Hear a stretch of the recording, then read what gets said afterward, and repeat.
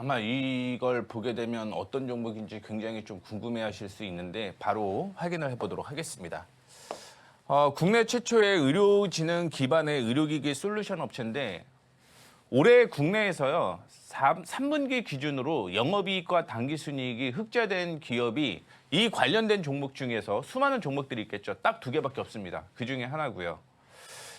지금 AI 기반 심정지 발생 위험 감시 의료기기가 FDA의 내년 승인을 앞두고 있다라고 보시면 될 것 같아요. 그런데 그 전에 뭘 하냐면 이 NTAP라는 걸 신청을 해요. 이거는 뭐냐면 신기술 추가 지불 보상입니다. 내년 2분기에 진행이 될 가능성이 있는데 이 신기술에 의한 의료기기를 사용을 한다라고 하면 미국 정부에서 보조금을 지원을 해준다라는 거죠. 그 얘기는 뭐냐면 이 회사의 매출이 늘어날 가능성이 있다라는 걸 확인해 볼 수 있다라고 생각하시면 될 것 같습니다. 자, 2026년에 첫 영업이익이 흑자 전환되고요. 당기순이익 역시 흑자가 예상이 되는데 바로 실적 보도록 하겠습니다. 자, 올해까지는 적자였어요. 그런데 내년에 흑자 전환이 이렇게 되는 모습을 보여줍니다. 영업이익과 당기순이익이 내년 상장 이후 첫 흑자라는 거 참고해 주시면 좋을 것 같고요. 분기 실적을 확인해 보도록 하겠습니다. 지금 확인해 보시게 되면 3분기에 영업이익과 당기순이익이 흑자 전환이 되었죠. 그리고 4분기 확인해 보게 되면 영업이익이 개별로는 조금 좋지는 않아요.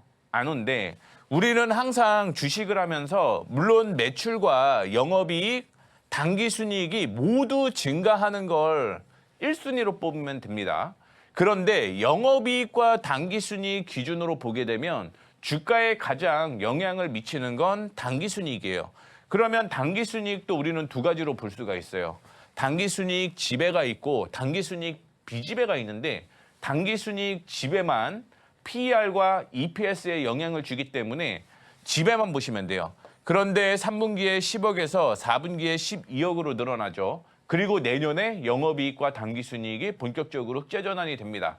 지금부터 보셔야 된다라는 얘기를 좀 해드리고 싶고요.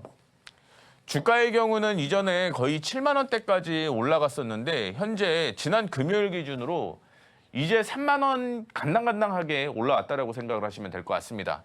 즉 실적의 기준으로 보게 되면 사상 최대 내년 첫 흑자라고 얘기를 했습니다. 그러면 주가 여기까지 올라가야 되는 게 원래는 정상이죠. 그런데 그것보다 주가가 안 올라가 있다는 거 얘기를 해드리고 싶고요. 지난 금요일 날 외국인 쪽에서 매수를 하게 되면서 큰 폭으로 상승을 했는데 오늘도 제가 오다 보니까 상승을 하고 있더라고요. 그래서 매수가, 목표가 다시 한번 정리 공부방에서 제시해 드리도록 할 테니까 이 점 참고해 주시면 좋을 것 같습니다.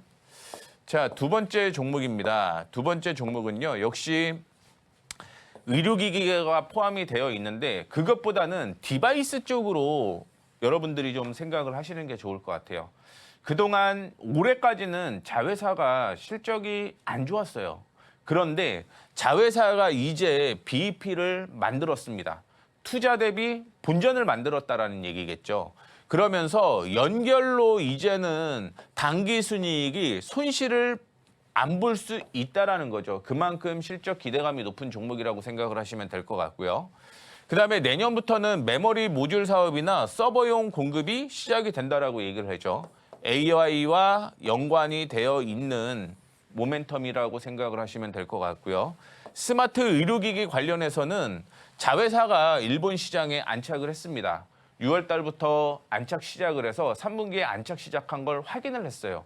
그렇기 때문에 실적을 확인을 해보게 되면 올해 실적도 나쁘지는 않습니다만 그래도 예전보다는 상당히 좋지는 않아요. 2024년에 39억에서 53억으로 늘어나는 모습인데 이 이슈는 뭐냐면 자회사가 BEP를 못했다라는 거죠. 그런데 실질적으로 내년부터 턴어라운드 되는 모습이었고요.